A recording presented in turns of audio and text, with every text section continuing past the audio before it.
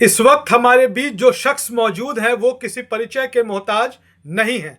राष्ट्रीय जनता दल अनुसूचित जाति प्रकोष्ठ के प्रदेश अध्यक्ष हैं।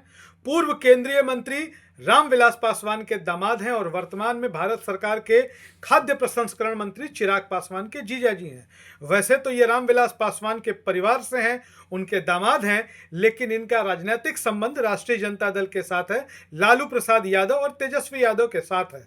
पिछले कुछ दिनों से बिहार की सियासत में यह चर्चा बहुत तेज है कि अनिल कुमार साधु अपने घर वापस जाने वाले हैं, यानी कि राजद छोड़कर लोक जनशक्ति पार्टी रामविलास में इनकी घर वापसी हो सकती है। अब इस बात में कितनी सच्चाई है और कितना अफवाह है, यह बताने के लिए खुद हमारे बीच अनिल कुमार साधु मौजूद हैं।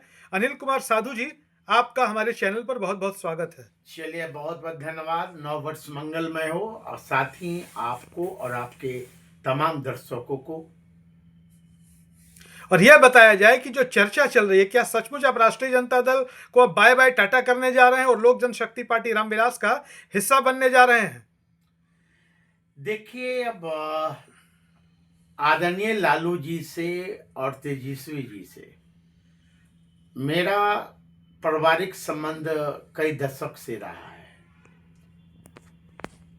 लेकिन कुछ दिनों से जो चर्चाएं मीडिया में चल रहा है कि साधु पासवान लोजपा आर में जाएंगे।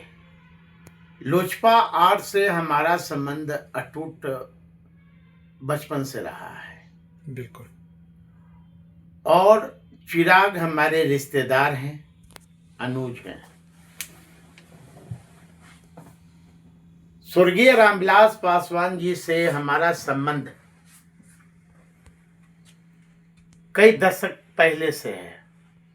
जब वो 1969 में एमएलए हुआ करते थे, उससे पहले से है। जब जेपी आंदोलन में जब भागे फिरे चलते थे इमरजेंसी के आवर में, जब इमरजेंसी लगा था, तो वो मेरे यहाँ रहते थे, मेरे यहाँ खाते थे, मेरे यहाँ सोते थे। तब से हमारा संबंध है, और खून का संबंध तो हमारा बहुत बाद में हुआ।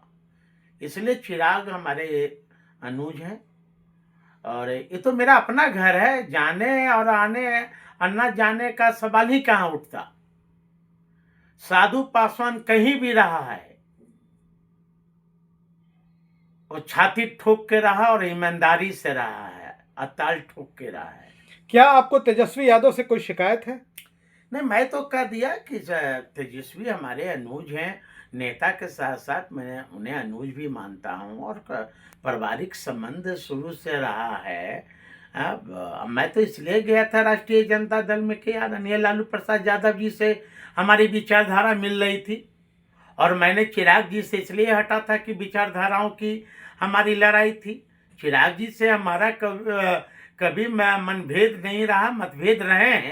मतभेद रहे, विचारधारा की मतभेद रहे हैं। और मैं तो कह दिया ना कि चिराग हमारे शादी में चिराग जी 3-4 साल के होंगे, तो इसलिए चिराग जी को मैं बचपन में से मैं जानता हूँ। मैं खिलाया भी हूँ, और हम बड़े होने का फर्ज भी मैंने अदा किया हूँ। बीच बीच में जितना मैं उन्हें प्यार करता हूँ, उतना मैं डांटता हूँ। मैं उन्हें आईना भी दिखलाता हूँ कभी कभी कि आप गलत रास्ते पे चल रहे हो। अच्छा, एक सवाल और। आपने अपने सोशल मीडिया अकाउंट से आज एक पोस्ट किया है जिसमें आपने अपने ससुर और लोक जनशक्ति पार्टी के संस्थापक रामविलास पासवान के लिए भारत रत्न की मांग की है। ऐसा क्यों? भाई, स्वर्गीय रामविलास पासवान द्वितीय अंबेडकर रहे हैं, गरीबों की आवाज रहे हैं। और जब पटना में सभी का प्रतिमा लग सकता है, तब फिर स्वर्गीय रामविलास पासवान जी को क्यों नहीं भारत रत्न? भारत रत्न इसलिए नहीं क्योंकि वो दलित समाज से आते हैं। क्या दलितों का जीने का अधिकार नहीं? मैं तो मांग करता हूं देश के प्रधानमंत्री जी सब, बिहार के तमाम सभी राजनीतिक दलों के लोगों से, कि दलगत भावना से आप ऊपर उठें और स्वर्गीय रामविलास पासवान को भारत रत्न की उपाधि दिया जाए।